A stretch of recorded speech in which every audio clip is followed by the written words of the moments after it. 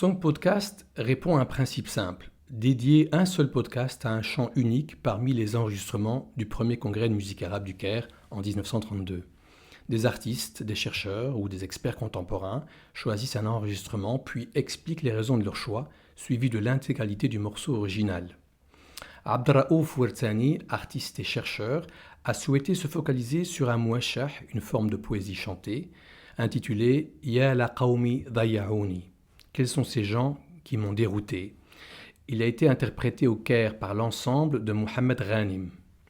Armé de son luth et de sa voix, Abdraouf Ouertani met tout en œuvre patiemment et savamment pour faire ressortir les nuances des versions de ce chant qu'il a appris à l'école et dont il s'est inspiré pour l'une de ses compositions. J'ai choisi le morceau Ya la qawmi dayaouni, qui a été enregistré par le convoi tunisien, envoyé par le baron d'Erlanger au Caire.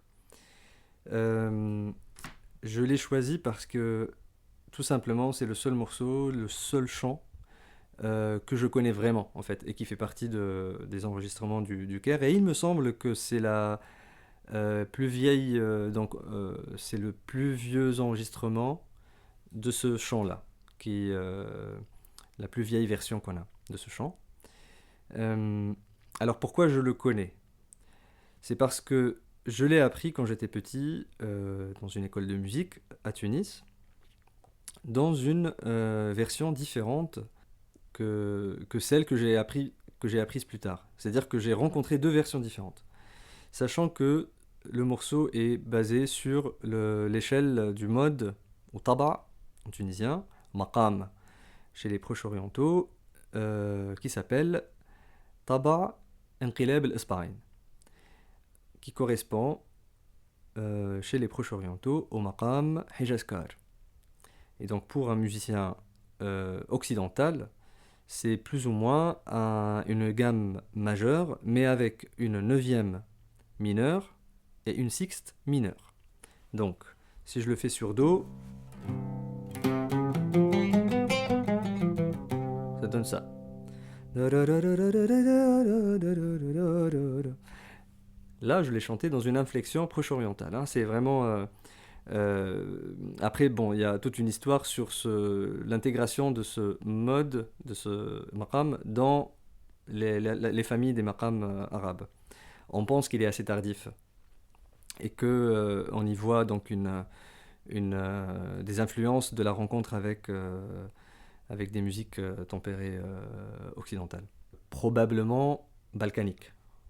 Donc à travers l'Empire ottoman. Donc pas forcément aussi... donc il y a ça et il y a aussi la musique tempérée. Donc je pense qu'il y a deux centres de gravité extra-arabes. Alors, donc le chant commence par l'octave. La première version, bizarrement, commence par une neuvième majeure. Alors que dans le mode, la neuvième, elle est mineure. Donc ça fait Ya la qawmi dayaouni. Donc Ya la do ré bécard, alors que normalement on a un ré bémol. Do ré bécard. Ça descend par un ré bémol. C'est comme ça que je l'ai appris la première fois. Ensuite, je passe donc dans une autre école, dans une autre classe, et je rencontre une autre version qui, elle, est plus simplifiée. Elle commence tout de suite par la neuvième mineure, c'est-à-dire celle qu'on retrouve en bas. Donc, cela donne ceci. Ya la qawmi dayaouni. Alors, j'ai pensé naïvement que le premier prof avait commis une erreur.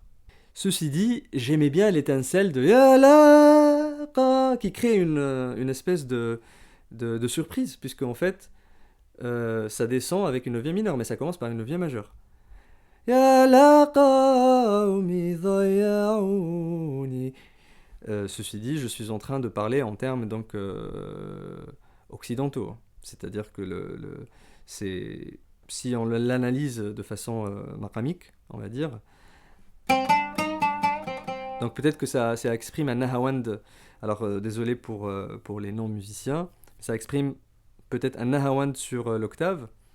Et puis quand on descend en bas, on a un hijaz sur la tonique. Donc on a deux tétracordes différents, avec deux couleurs différentes, l'un sur l'octave et l'autre sur la tonique. Et ça, c'est une spécificité du système musical maqam, ou taba, ou daska, c'est que en fait, c'est une combinaison de plusieurs, on va dire, morceaux de gamme. Donc en fait, il est assez fréquent de trouver un tétracorde différent sur l'octave, voire sous la tonique. Donc on n'est pas vraiment dans une comment dire, logique d'échelle, c'est-à-dire cette note qui ne bouge pas, comme par exemple on trouve dans les rags indiens. Voilà, alors un jour, je tombe sur les enregistrements du congrès du Caire, dans la version numérisée, avec les disques. J'étais content de trouver ce chant. J'écoute ça et je trouve que c'était la première version. Et en fait, le chanteur chantait bien Ya la qawmi dhayaouni. Et là, en fait, je me suis dit, en fait, j'avais jugé trop vite le prof. En fait, il avait raison.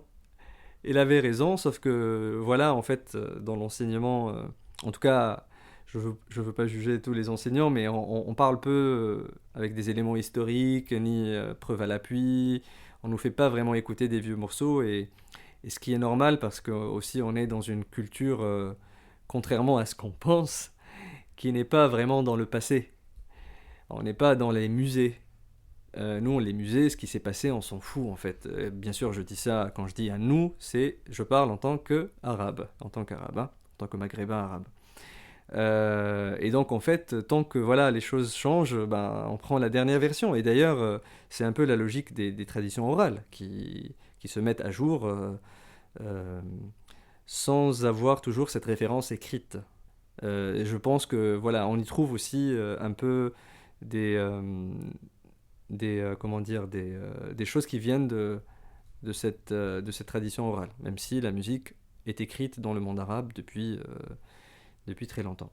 En tout cas, dans les sphères de musique savante, dite savante, et institutionnalisée. Alors, ce morceau, comme il intervient dans ma pratique de musicien, de compositeur, puisque je suis venu en France, j'ai étudié le jazz et j'ai joué avec pas mal de musiciens qui jouent des instruments occidentaux.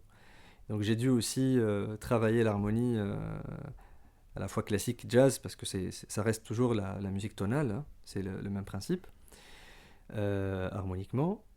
Et j'avais composé un morceau justement, parce que plein de mes morceaux sont en fait des cas d'étude, hein, ce sont des exercices de composition en réalité, ou en tout cas ils commencent comme des exercices.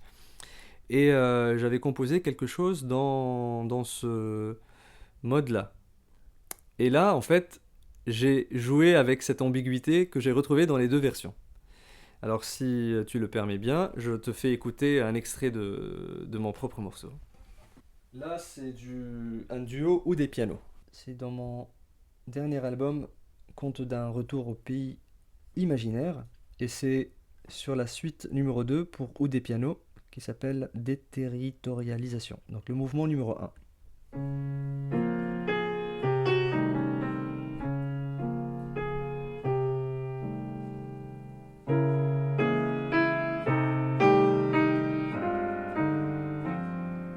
Ça, c'était l'introduction. Et elle commence maintenant.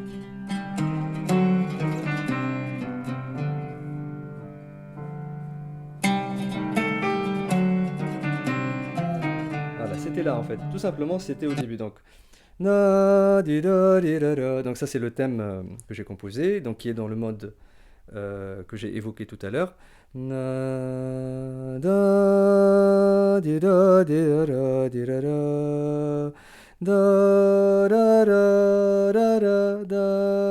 Et non pas parce qu'en fait le mode c'est et en fait Ça c'est la tonique. Na, ça c'est l'octave. Et normalement, la neuvième, na, na, neuvième mineur. Donc, ce que je joue, c'est na, da, da, da, da, da, da, da, da, da, da. Je fais une neuvième majeure. Cette neuvième majeure vient de cet enregistrement-là de Ya la Qawmi Dayaouni. Donc c'est un petit détail, hein. Donc, qui montre qu'en fait, dans une composition, il y a plein de choses imperceptibles, mais toute cette histoire, c'était pour raconter juste cette note. Cette note-là, en fait, pourquoi il y a un certain moment, je ne sais pas dans quelle tonalité nous sommes, mais pourquoi il y a cette neuvième majeure qui arrive.